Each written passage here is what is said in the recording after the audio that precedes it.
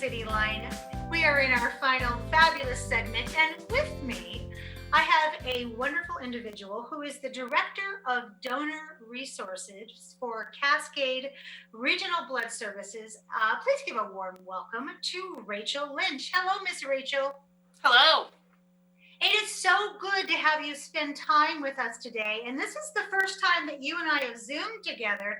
So I have to ask, what drew you to Cascade Regional Blood Services, and how long have you been the Director of Donor Resources? Yeah, thanks for asking. I've actually been here for about 3 months. I started actually a week after the pandemic started. So right after everything shut down, about a week later, I started here. So it's been an interesting journey, learning about blood services and learning about everything that we do while also dealing with the pandemic. I came from the technology industry, so selling technology services, hardware and software. So this is definitely a different industry for me, but I've been on a couple of different nonprofit boards. So I was super excited about the role here and just being able to marry all of my passions and all of the things that I felt like I was good at. So it's been very interesting leading this department during the COVID, situation and everything going on in the world. So yeah, it's been great. Wow. I mean, talk about being thrown in. I mean, that is the definition of hitting the ground running. So tell us, based upon your experience, what the effect COVID-19 has had on the blood supply. Yeah, it's been challenging. The stay-at-home order definitely affected the blood supply, and our ability to host mobile drives and even bring donors into our center. In the last few months during the pandemic, tens of thousands of blood drives have had to be canceled, which means that hundreds of thousands of units of blood we've had a shortage, So the blood supplies are actually at the lowest levels since the beginning of the pandemic. And we've had a fantastic outpouring of support from the community at the beginning of the pandemic, but the stream of donors and people wanting to donate, and go out and do something good for the community has definitely slowed down significantly. But we're getting to the point where there is a pretty large blood supply shortage throughout the entire nation. Wow. Okay. Yeah. So obviously, donating blood is an essential service. Yeah, absolutely it is. The FDA and Governor Inslee have, deemed blood donation an essential service. So as we think about that, what precautions is Cascade Regional Blood Services taking to keep the donors, the patients, and people like you safe? Yeah, it's been an ever-evolving process, and it oftentimes changes on a daily basis. We have meetings as an executive leadership team almost daily to figure out, what kind of changes do we need to make to meet the needs. We've implemented social distancing, obviously, at our drives and our centers.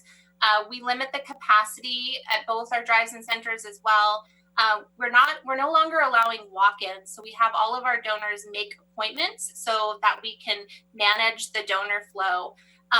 We have increased our sanitation practices. We also have implemented pre-screening questions to ensure that no one has had known contact with anyone with COVID. We also conduct staff screening and temperature checks at the beginning of each shift. We provide clean, sterile masks for all of our donors when they come into our centers.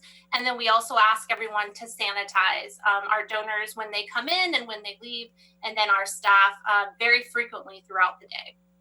Wow. I mean, you've pretty much covered all bases, it sounds like. Yeah. Okay, so describe for me, since I haven't given blood during COVID, last time I gave blood was a little mobile showed up. And I was in line with my friends, so I hopped in the back, kind of like camping. Mm-hmm. Pushy seat. It was very, very quick, very painless, and I had great treats afterwards. Yeah. Cookies, great grape juice.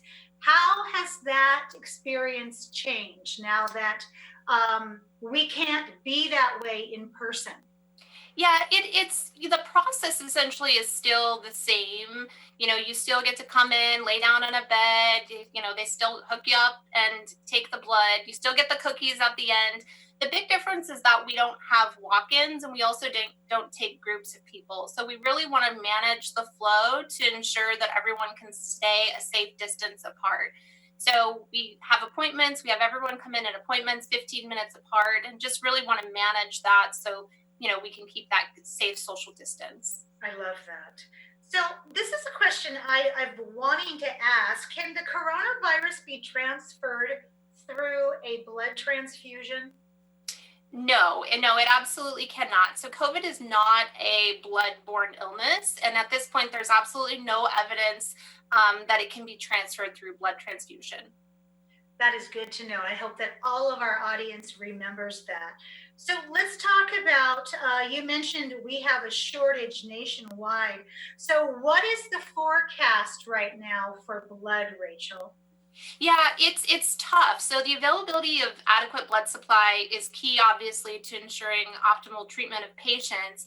But due to the pandemic and the availability of donors, right, of people being out and about, we have a blood shortage, and we're expecting that shortage to continue probably through the end of the year because it's a hard thing to catch up. We had a great turnout of donors, obviously, at the beginning of the pandemic. Which was fantastic. We were really busy and it was great, but many of those donors have not returned. So they haven't come back to donate a second time or even a third time. And we really need those donors to return for another donation. And we need those new donors to help us with that critical blood supply. Yeah, and I was sitting here thinking as you were talking there, Racheal, that also we have COVID we have to deal with. We also have a nation that is at protests right now. And sometimes those protests, people get hurt and they need blood. Yeah, absolutely. It's double duty right now on the blood supply. So what hospitals do you serve? So we serve the entire multi-care health system throughout the South, King County and Pierce counties. Wonderful. Okay. And then how often can someone donate blood? They can donate every 56 days. Okay. Because I know that you have people who are on that tickle system, and I have more people that get on that system because blood is life. Absolutely. Blood is. Yeah. Speaking of that, what is the shelf life of blood products?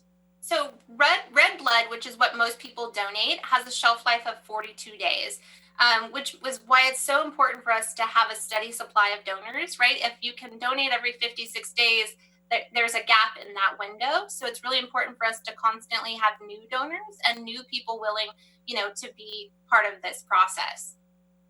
So as we start to look at the different phases that are actually we're about ready to enter into. I know that Pierce County has petitioned to move to phase 2.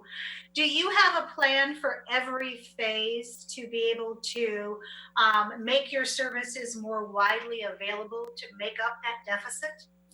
Yeah, as things have kind of started to resume and get back to normal, slowly, we've definitely changed the way that we're interacting. When the pandemic first hit, we had to cancel essentially all of our mobile drives because it did not make sense for us to be out in the community. And we asked all of our donors to come into our centers. But as things have started to, progress and to alleviate, we've been able to hold more mobile drives out in the community. And as that continues, our mobile drives will continue to grow as well. So people will have other opportunities to donate and not necessarily have to come into the centers. Oh, that is wonderful. That's fabulous. So what is the most important thing we can do for you right now? I think just getting in people who've already donated, coming back and donating again, new donors. We would love to have new donors. The elective surgeries have started to resume. And so, that also, it makes the blood supply challenging. So, the need for blood is more now than ever. And, elective surgeries are not the only way blood is used. It's used for cancer patients, as you mentioned, maybe somebody who's been in an accident. So it's just so important for us to maintain that healthy supply, and we could really use lots of new donors. Yeah, there we go. I want to say thank you so much for being here, for describing this with such clarity and such ease. It feels like you've been doing this much more than 3 months, Miss Rachel. Thank you. I want to date with you. I want you either back in my kitchen in 2 months, or if we're open, back on the comfy couch in TV Tacoma. But I'm a huge proponent of giving blood, and I think that there isn't anything greater than time and blood. So Absolutely. I hope that people will respond and that you will get more than enough. I hope so. I just want to say thank you so much for taking time to being with us today. My pleasure. Thank you so much for having me. Oh, you are more than welcome.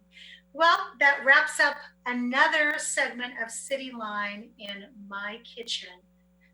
You know, as Racheal and I were saying, it's a little rough out there right now. And what I think about every single day is humanity. Are you reflecting humanity? Are you reflecting kindness? And are you listening? I certainly hope so, because all of this goes by in a blink of an eye. And we have some real lessons to learn right now. So I encourage you to stay in the game, to wake up every morning and ask yourself, am I part of the problem or am I part of the solution?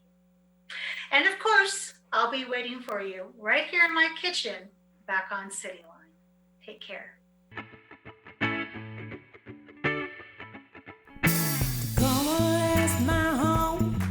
From the fires to the dawn, Tacoma, that's my home, yeah, Tacoma, that's my home.